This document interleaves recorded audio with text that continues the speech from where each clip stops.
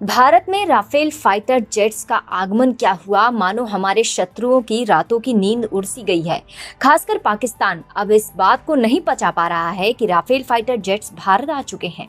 वो भलीभांति जानता है कि इन फाइटर जेट्स के आने से भारत का पलड़ा बहुत भारी हो चुका है और पाकिस्तान छोड़िए, उसका वर्तमान आका चीन भी उसका मुकाबला नहीं कर सकता। इस बीच पाकिस्तान की जनता अपनी सरकार पर राफेल को लेकर दबाव बना रही है, जिसको लेकर अब एक बार फिर से पाकिस्तानी सेना फायदा उठा सकती है। दरअसल पाकिस्तानी विदेश मंत्रालय की प्रवक्ता आयशा फारूकी ने भारत की आलोचना करते हुए भारत पर हथियारों की होड़ शुरू करने का आरोप लगाया। आयशा फारूकी के बयान के अनुसार भारत अपनी वास्तविक रक्षा जरूरतों से ज्यादा हथियार जमा कर रहा है। पाकिस्तान ने वैश्विक समुदाय से गुहार लगाई है कि वो भारत को हथियार जमा करने से रोके, इससे दक्षिण एशिया में हथियारों की होड़ शुरू हो सकती है।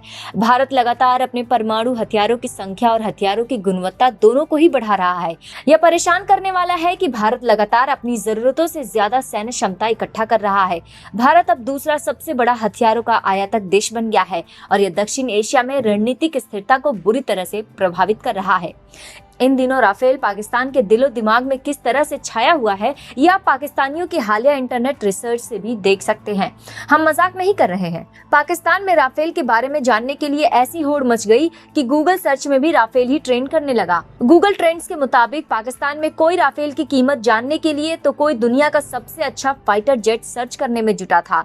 सिंध हो या बलूचिस्तान या फिर खैबर पख्तूनवा, पूरे पाकिस्तान में राफेल की धमक दिखने लगी। इससे पता चलता है कि पाकिस्तानी न केवल राफेल के बारे में सब कुछ जान लेना चाहते थे, बल्कि भारतीय वायुसेना के बारे में भी वो जानना चाहते थे। कुछ तो फाइटर एयरक्राफ्ट F-16 और राफेल में कौन बेहतर है, इसको जानने के लिए F-16 के साथ राफेल को सर्च कर रहे थे और यह सर्च गुरुवार को भी जारी रहा। बता दें कि ग्लोबल फायर इंडेक्स 2020 के अनुसार भारत 138 देशों की सूची में चौथा सबसे शक्तिशाली राष्ट्र बन गया है। दूसरी ओर पाकिस्तान को इसमें 15वां स्थान दिया गया है। भारत आक्रामक रूप से रक्षा उपकरण खरीद रहा है। ऐसे में पाकिस्तान का डर जायज है।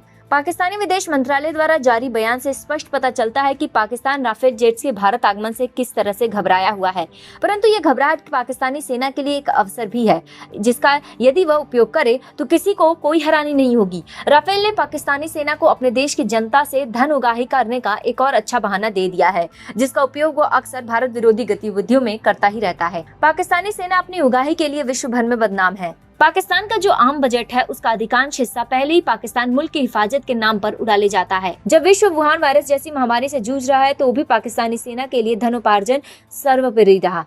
उदाहरण के लिए मई माह में पाकिस्तान के रक्षा मंत्रालय ने इमरान सरकार को मेमोरेंडम भेजकर 6,367 करोड़ पाकिस्तानी रुपए के राहत पैकेज की मांग की, जिससे कि तीनों सेनाओं, एयरफोर्स, सेना और नेवी के कर्मचारियों की सैलरी में 20% का इजाफा किया जा सके। वित्त मंत्रालय को सौंपे गए मेमोरेंडम में दावा किया गया कि सुरक्षा कर्मियों को पाकिस्तानी रुपए की कीमत कम होने और मुद्रास्फीति बढ़ने के कारण जीवन यापन करने में परेशानी का सामना करना पड़ रहा है और वे अपनी जरूरतों को पूरा नहीं कर पा रहे हैं। सेना के joint chief of staff committee के चेयरमैन ने सेना की इस मांग को मंजूरी दे दी है। बता दें कि सेना ने अपने मेमोरेंडम में यह भी कहा है कि पिछले साल देश की अर्थव्यवस्था संकट में थी। इसी कारण से सैनिकों और अधिकारियों ने स्वेच्छा से अपने खर्चों में कटौती को मान लिया था।